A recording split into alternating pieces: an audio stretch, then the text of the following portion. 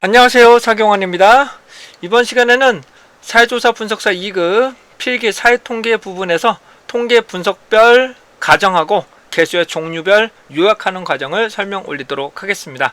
이 교화 필요한 내용은 어디서 다운로드 받는지 설명드립니다. 자, 네이버에서 사회조사 분석사 카페라고 검색을 하시고 이 안으로 들어오신 다음에 자료를 보시게 되면 왼쪽에 누구나 동영상 안에 설명회라고 따로 있습니다. 설명회를 보시게 되면 필기조사반법론 사회통계 요약자료집이라고 있고, 여기 기본적으로 제공됐던 요약자료집과 가정 및 개수 요것만 따로 뽑아서 여러분들께 제공해 드리고 있습니다. 자, 강의 시작해 보도록 하죠. 여기 요점 정리는 제가 독자적으로 만든 내용이니까 여러분들 개인적으로 좀 연습을 좀 해보시면 되실 것 같고요.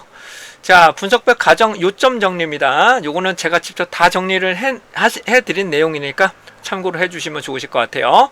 우선 분석이라는 통계적으로 분석 기법에서는 여러 가지가 있지만 그 중에서 독립표본 T검정, 분산 분석하고 회귀 분석에 대한 가정에 대한 요점 내용들이 많이 출제되고 있기 때문에 그 부분 설명 올립니다.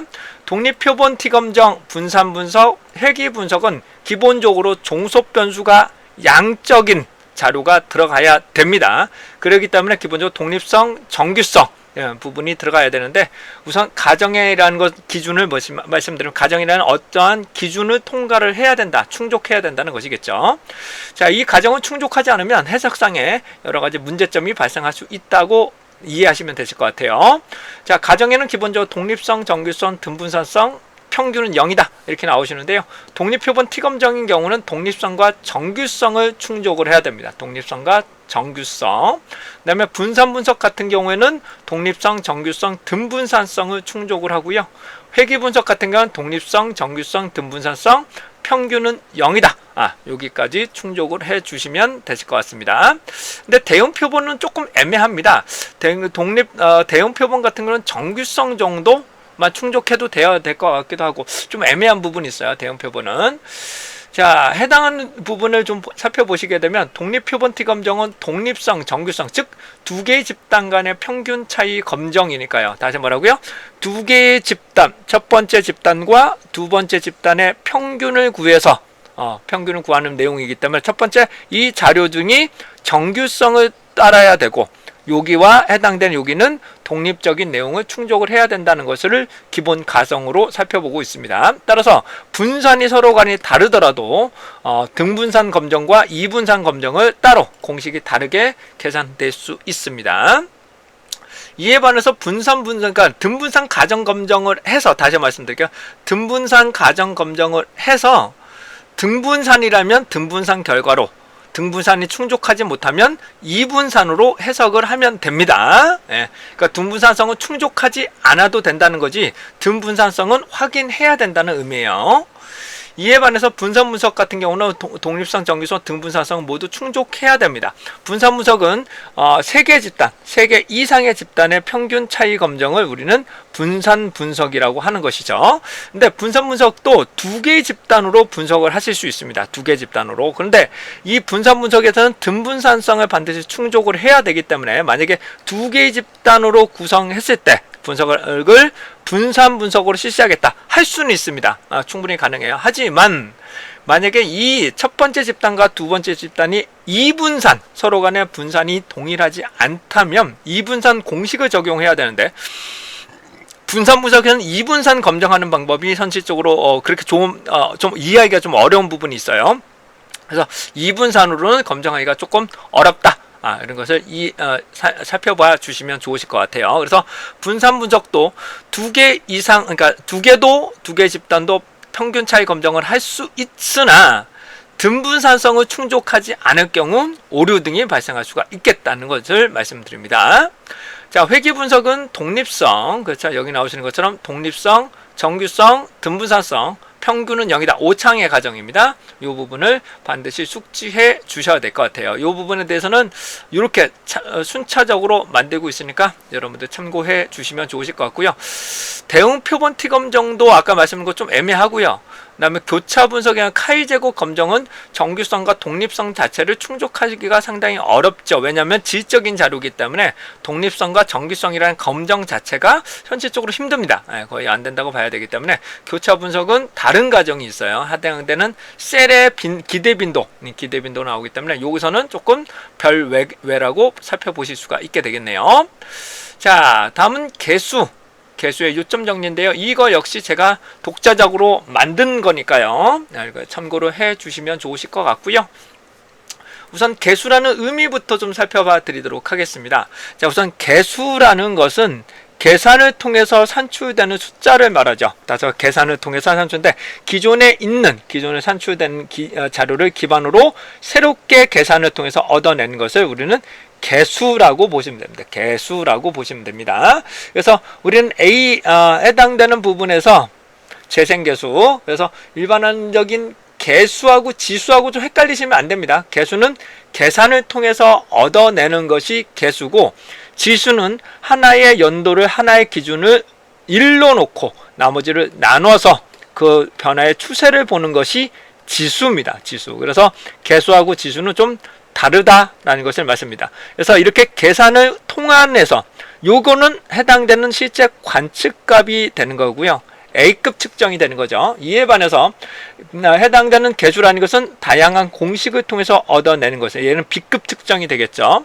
하지만 지수라는 것은 각 연도마다에 해당되는 값을 구해서, 재생계수는 해당되는 지수를 구할 필요가 없을 것 같고요. N개의 개수가 필요한 게 연도별로 N개의 개수를 구하고 해당 연도를 1로 놓고 나누면 해당되는 기준 연도에 대해서 어떻게 변화되고 있는지를 살펴볼 수 있는 것을 지수라고 하는 거죠.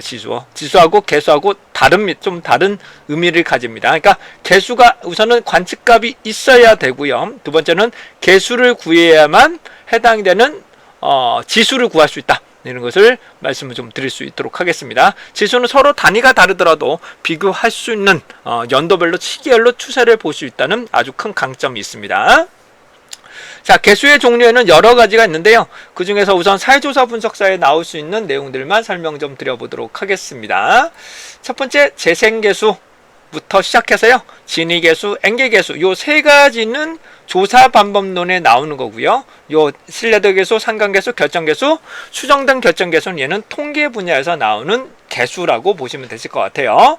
자, 해당되는 중요도 별에서 조금 다르긴 하겠으나 우선 저는 재생계수는 반드시 필요하고요. 신뢰도, 상관, 결정, 어드저스트는 이 네 가지, 다섯 가지는 무조건 알고 가셔야 됩니다. 무조건 알고 가셔야 되고요. 진위계수와 N개계수는 그래도 어느 정도 요즘 들어서 사조사 2급에서 조금씩은 출제되는 것 같더라고요. 그래서 이거를 좀 참고하시면 좋으실 것 같습니다. 자, 우선 여러 가지 내용 중에 우선 조사법문단에 나오는 재생계수부터 살펴봐 드리도록 하겠습니다.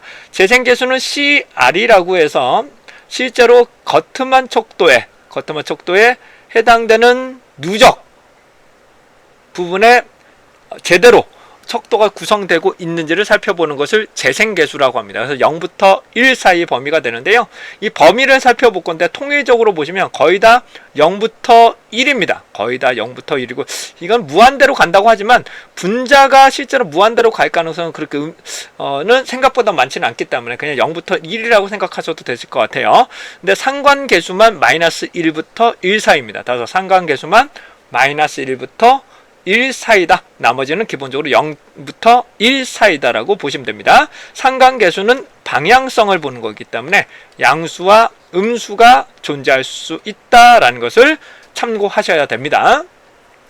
자, 거트만 척도입니다. 거트만 척도에서는 공식을 살펴보시게 되면 공식은 응답자 수, 문항수의 오차수를 계산하고 그것을 우리는 해당되는 재생계수라고 합니다. 재생계수. 그래서 평가 기준은 0.9 이상이 나와야 재생계수가 누적 척도로서 적합하다라고 보실 수가 있습니다. 그 다음에 소득 불균형 척도인 진위계수는 해당되는 완전균등성인 것은 해당되는 삼각형에서 로렌츠 곡선 면적을 계산하는 것을 우리는 소득 불균형이라고 하죠. 그러니까 1이 되면 될수록 나쁜 거예요. 해당되는 이 면적들이 점점 더 넓어지니까 더 나쁘다라고 보시면 됩니다. 해당되는 부분은 대다수, 그렇죠. 진위 개수와 N개 개수는 작을수록 좋은 거고요. 나머지는 높을수록 긍정적이라고 보시면 되실 것 같아요. 자, 해당되는 요거는 조금 이해하기가 어려우시니까 그냥 넘어가도 됩니다. 요건 넘어가셔도 되고요. N개 개수는 총 생활비에서 음식물비, 식품료, 식료품 비용이라고 보시면 되실 것 같고요. 이것도 외우기가 좀 어렵습니다. 그냥 이것도 그냥 넘어가도록 하시면 되실 것 같아요. 그러니까는 요 정도까지는 알고 가셔야 되겠죠. N개 개수 같은 경우나 진위 개수는 N개 지수라고도 얘를 표현하기도 하는데 좀 애매한 부분이 있습니다.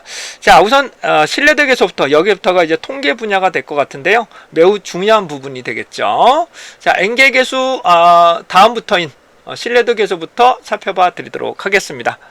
자, 신뢰도 개수입니다. 신뢰도라는 것은 응답자 자체의 신뢰도 측정을 하는 건데 공식은 너무 어려워요. 그러니까 공식은 그냥 포기하시는 걸로 보시고 0부터 1까지 값을 가지고요. 0.6 이상이면 매우 높은 신뢰도를 가진다 라고 보실 수가 있게 됩니다.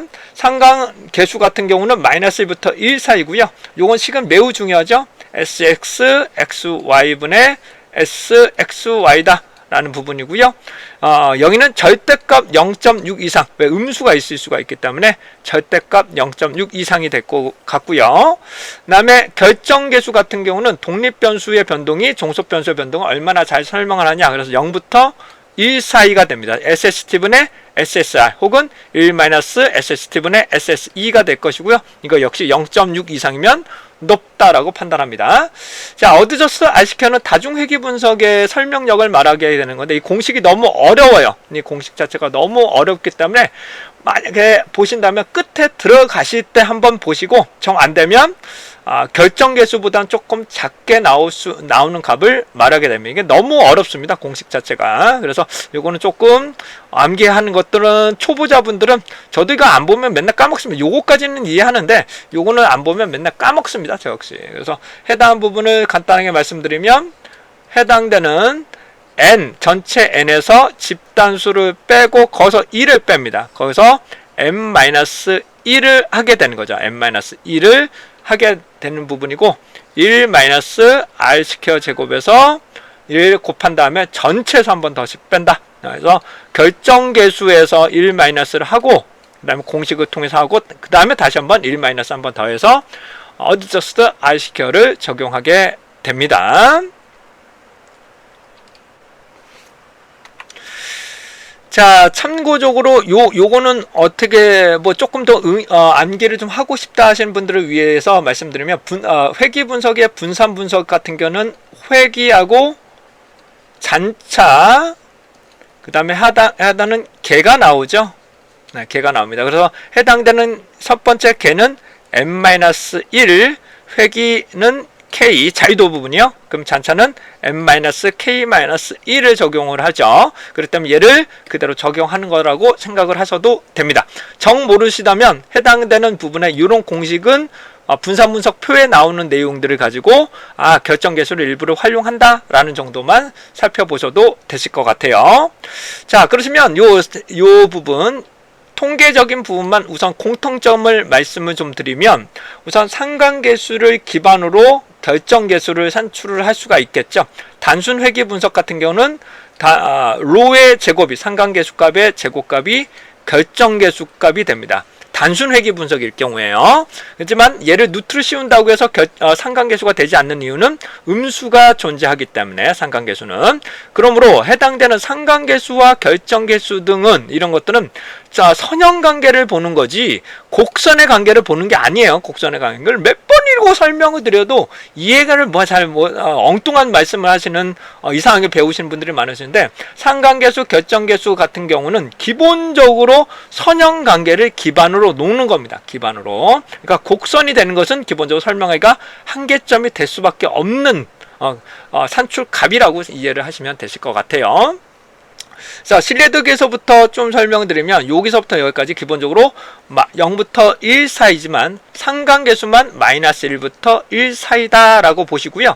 기준은 어떻게 되느냐 0.3, 0.6, 0.9라고 해서 3, 6, 9 게임 있잖아요. 369. 그래서 369를 기억을 하셔서 0.3보다 작으면 관련 정도가 낮다.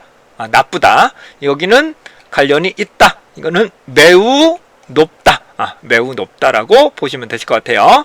자, 0.3은 매우 관련 정도나 뭐 설명 정도 그런 거 강도가 작다.